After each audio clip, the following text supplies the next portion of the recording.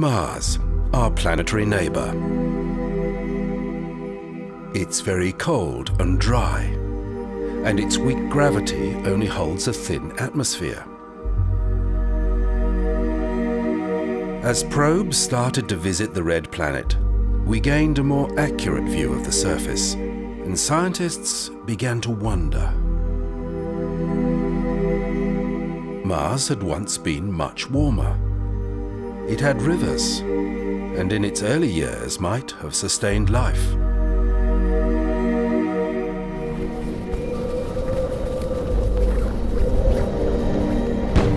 A succession of new techniques have been deployed trying to unlock the secrets of the red planet. And while our knowledge of the Martian geology, its atmosphere and its weather has grown immensely, each new mission to Mars raises more questions than it answers.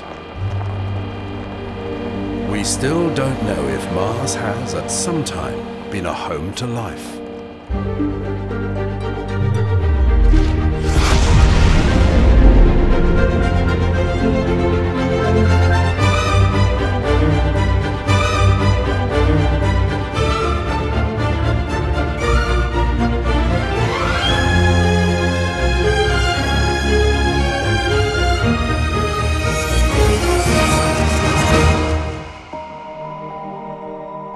In 1877, astronomer Giovanni Schiaparelli made what he thought was the most accurate map of Mars yet drawn.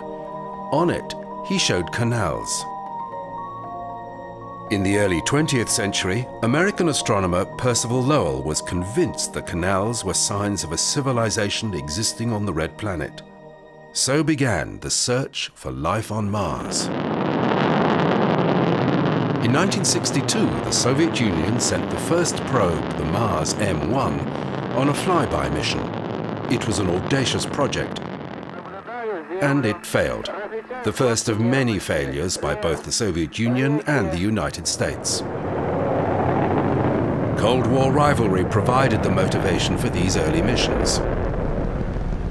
In 1971, NASA sent Mariner 9 to Mars. It was the first probe to orbit another planet, but scientists discovered that Mars was enveloped in a planetary dust storm. On-orbit photography revealed little more than a red cloud. Soon, Mariner 9 was joined by two Soviet orbiters, both equipped with landers. The Mars 2 lander crashed, but the Mars 3 lander made it to the surface intact.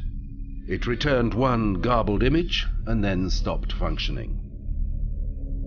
Mars now had 3 orbiting spacecraft, all looking at a dusty, featureless planet. The two Soviet probes were identical, but the American probe had one key design difference.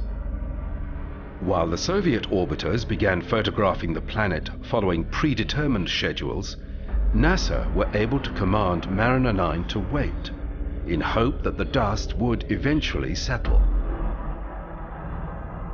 It took months for the atmosphere to clear, but when it did, Mariner 9 saw 3 craters protruding above the dust. They were the tops of giant volcanoes on what was called the Tharsis Plateau.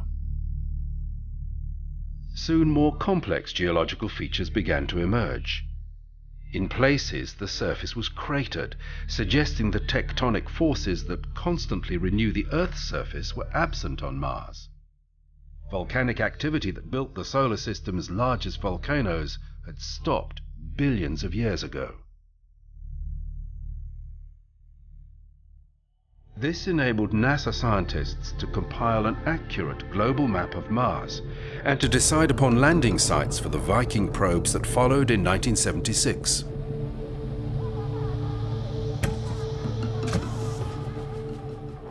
Viking 1 and 2 were identical orbiters, with landers that both made successful landings on the surface. Both returned pictures of the Martian landscape. The primary objective of the Viking program was to find signatures of life. But researchers now feel the 3 experiments tasked with carrying out the analysis had limitations. As researchers on Earth began looking for traces of life in extreme environments, they began to rethink where life on Mars might survive. Yet the consensus at the time was that Mars was sterile, and the idea of life on Mars died.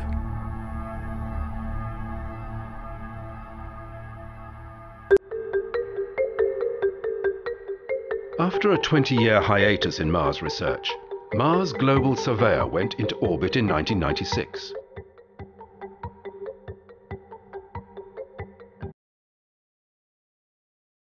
The pictures it relayed back were clearer than anything yet seen from the Red Planet. Although most Mars orbiters had been tasked with mapping the planet's surface, this was different.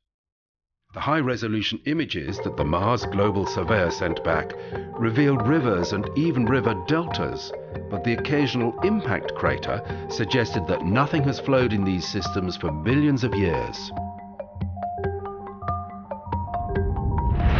In July 1997, another probe arrived.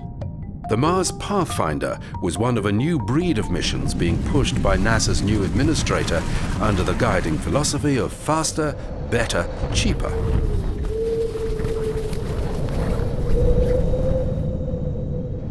The idea was to cut development times, cut budgets, and although the risk of failure would rise, the reduced price tag could mean more missions.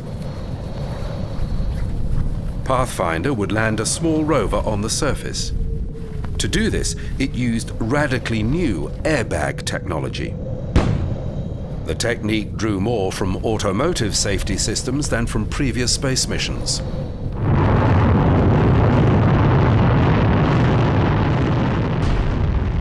The landing site in Mars' northern hemisphere, known as Ares Vallis, is one of the planet's rockiest areas. Yet it was thought to be a safe area to land. The broad array of different rock types are believed to have been deposited during an ancient flood. The new landing technique worked perfectly and served as a proof of concept that would be used on future missions.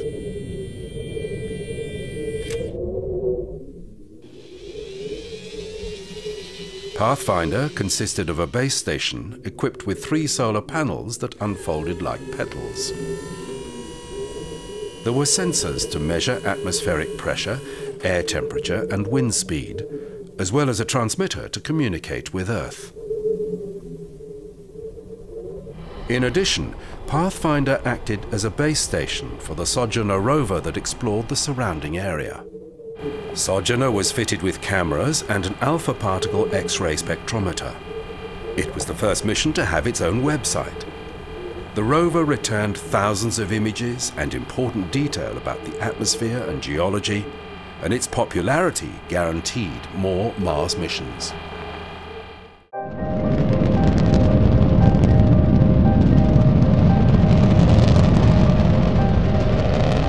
On the morning of April 7, 2001, another Mars orbiter was launched.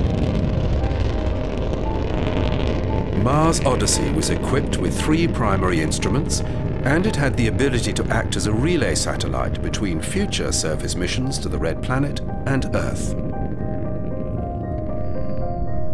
On its arrival at Mars, it used a new technique to go into orbit.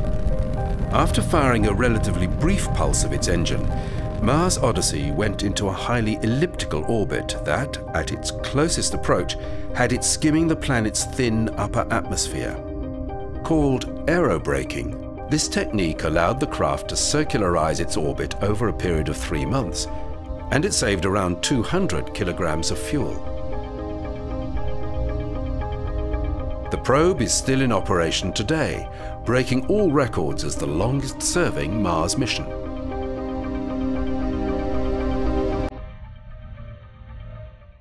In December 2003, a new player arrived at Mars. The European Space Agency, using a Russian launcher, had sent Mars Express, its first planetary explorer. It was equipped with a lander known as Beagle. Though all contact was lost with the lander, Mars Express continues to return valuable data. The mission has been granted several extensions, the latest till 2020. Equipped with a high-resolution stereo camera, the probe returned unique 3D views of the planet's surface. The orbiter determined that the polar ice caps contain a blend of frozen CO2 and water ice. In the atmosphere, Mars Express detected first methane and then ammonia. Both gases deteriorate rapidly in sunlight, so there must be sources on Mars continually producing them. Methane and ammonia can rarely be made inorganically, but they're generally associated with life. 1 month after Mars Express went into orbit, a NASA lander arrived at Mars, followed 3 weeks later by a second identical craft.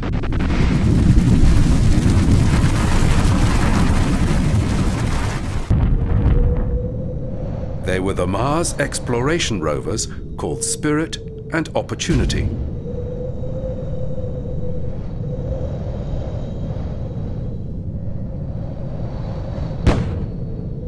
Spirit, the first to land, was targeted at the Gusev crater. Opportunity would land at the Meridiani planum on the opposite side of Mars.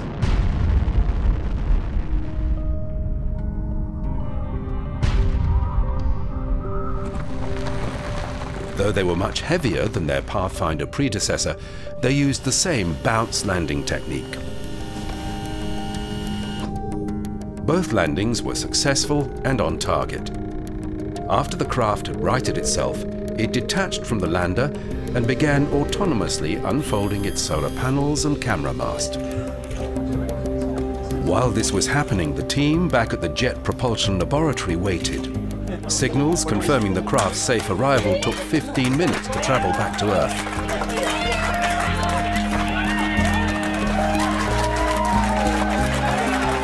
Many of these people had invested years of their lives in this project, and the real mission had only just commenced. Both rovers were designed to operate for 90 Mars days. A solar day on Mars is about 40 minutes longer than an Earth day. And to avoid confusion, the science team operating the rovers refer to a Martian day as a sol. Mission designers, knowing about the dust storms on Mars, felt that the solar panels on the two rovers would eventually be blocked with dirt and stop functioning. But it became clear that the winds on Mars were clearing the panels. Soon, NASA announced that Opportunity had found evidence confirming liquid water had once flowed on Mars. There were pictures from the Meridiani planum of stratified patterns in the rock suggesting sedimentation. The distribution of chlorine and bromine at the site were clues to the areas past as the shore of a salty sea. In April 2004, NASA announced it would extend the rover's missions from 3 to 8 months. It would be the first of many such mission extensions. The rovers were equipped with an abrasion tool to grind away a portion of a rock's surface for a more detailed, uncontaminated analysis of geological samples.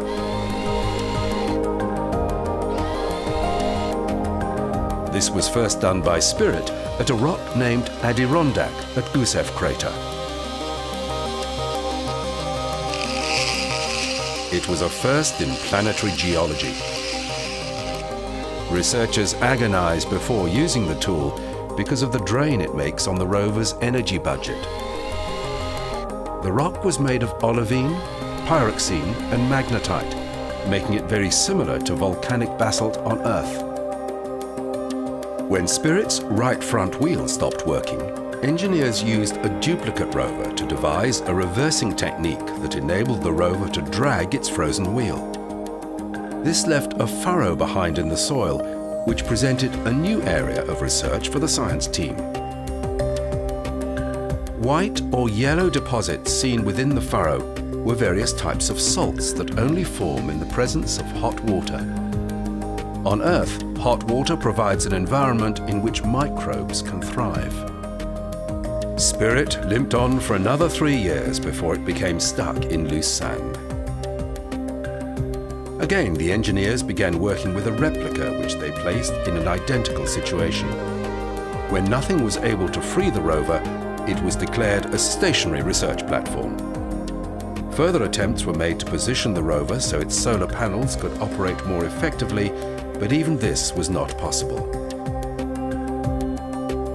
The last communication from Spirit was in March 2010. Opportunity lasted until June 2018, when dust clogged its solar panels. In March 2006, NASA's Mars Reconnaissance Orbiter arrived at Mars and began the now routine business of aerobraking. Though this procedure took roughly 6 months, the saving in fuel will see the craft functioning at Mars into the 2030s. One of the primary functions of the new orbiter is as a communications relay station. Its 3-meter antenna transmitting in the ultra-high frequency band enables very high data rates. By November 2013, it had tripled the amount of data sent to Earth by all the other NASA missions combined.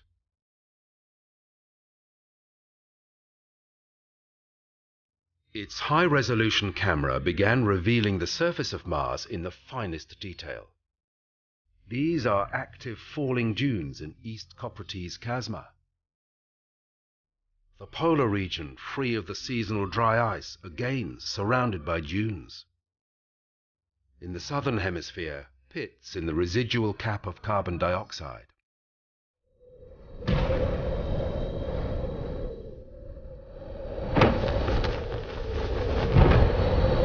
The poles of Mars were now attracting keen interest.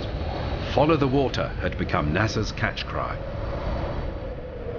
The Phoenix lander was targeted at the northern polar region to follow up on information from Mars Odyssey suggesting frozen water lay beneath the surface near the poles. Because imaging had revealed the region to be unvarying, a rover was deemed unnecessary. The lander had been designed to use a parachute to decelerate, with rocket thrusters to deliver the craft to the surface, unlike NASA's previous 3 rovers, which had bounced. This decision proved controversial, as one strand of research suggested the rocket fuel would contaminate the very area that the lander was tasked with analyzing. The craft waited 15 minutes to allow any dust to settle before it deployed its solar panels. Phoenix had landed during the early spring in Mars's northern hemisphere, so the solar panels would receive plenty of light for the planned 90-day mission. As well as its camera mast, Phoenix was equipped with a meteorological station that recorded the daily weather. It featured a wind indicator and pressure and temperature sensors. In addition, a vertically pointed LiDAR was able to observe cirrus clouds forming in the region and snow falling in the polar atmosphere. These phenomena had not been observed before. The lander also had a robotic arm that could dig half a meter into the soil and deliver samples to the analyzer, a combination of 8 high-temperature ovens and a mass spectrometer. In one excavation, the cameras recorded a white substance which gradually disappeared. Given the temperatures and the time it lasted, it could only have been water ice that sublimated after it was exposed. The soil was slightly alkaline, and the presence of perchlorate, which kills bacteria, was not good news for those hoping for Martian life. Phoenix operated for 2 months longer than planned before the gathering winter completely shaded its solar panels.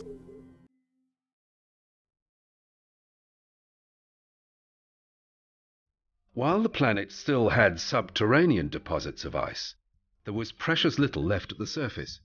Yet it was now understood that many of the red planet's features had been carved by running water.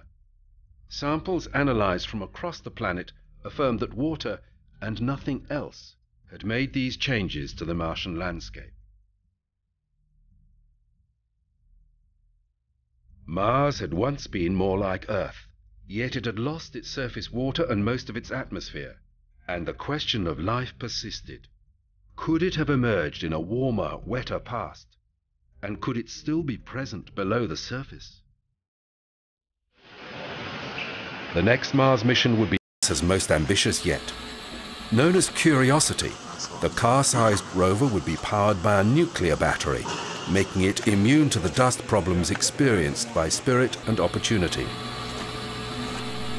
7, 6. Curiosity was launched on an Atlas V from Cape Canaveral in November 2011. 1. Main engine start. 0. And liftoff. In mid-2012, it entered the Martian atmosphere heading for Gale Crater. The Jet Propulsion Laboratory monitored the entry closely, but had no control over events. In Mars's thin atmosphere, the parachute could only slow the heavy craft to around 320 kilometers per hour.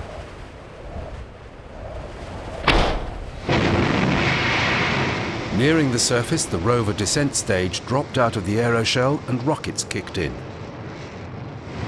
At this stage, radar was guiding the lander to the surface, and a small camera was recording images of the terrain below the rover. Next, Curiosity was lowered on a tether beneath the descent stage. This sky crane technique was used to avoid too much swirling dust exposing the rover to unnecessary danger.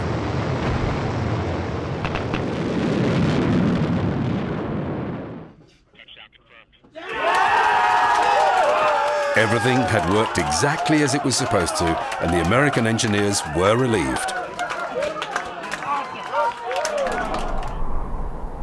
The landing had been the most precise ever. Before Curiosity could start work, its computer went through a checklist to make certain that all systems were operating correctly. It was a day before the rover deployed its camera mast and communications antennas. It's thought that Gale Crater is 3.5 billion years old, and that its sediments have been laid down first by water and then by wind. NASA now has a sophisticated mobile science laboratory on Mars, connected to Earth by the most advanced communications link, courtesy of the Mars Reconnaissance Orbiter.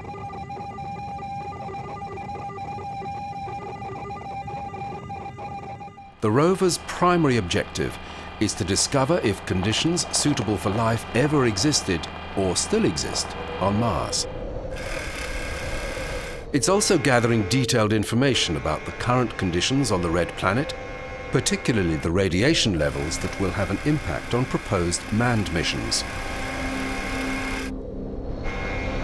Curiosity has analyzed the dust from a number of holes it drilled, revealing sulfur, nitrogen, hydrogen, oxygen, phosphorus and carbon, all elements essential to life. In its 6 years on the surface of Mars, Curiosity has traveled around 20 kilometers, but the driving is taking its toll.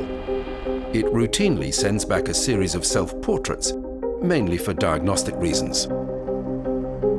Its wheels have taken severe damage, which will undoubtedly lead to design changes for future rovers.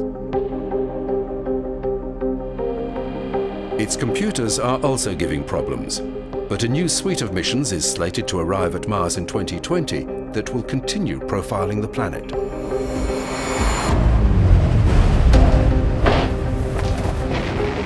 There is one aspect of the Martian environment that has never been investigated, but that's about to be addressed.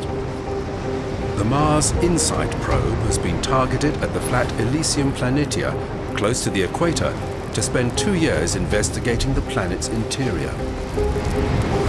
It made a flawless landing in November 2018. After unfurling its solar array, it spent weeks selecting a suitable spot to deploy a seismometer onto the surface to monitor Marsquakes. It's clear that Mars had a warm, wet past, but it's cold and very dry now. Learning about the planet's geological activity will help us know why Mars has changed. The InSight probe also hammered a thermal sensor into the surface to gather data on heat flow from the planet's core. By understanding processes within Mars, we can learn how the geological histories of Mars and Earth began to diverge.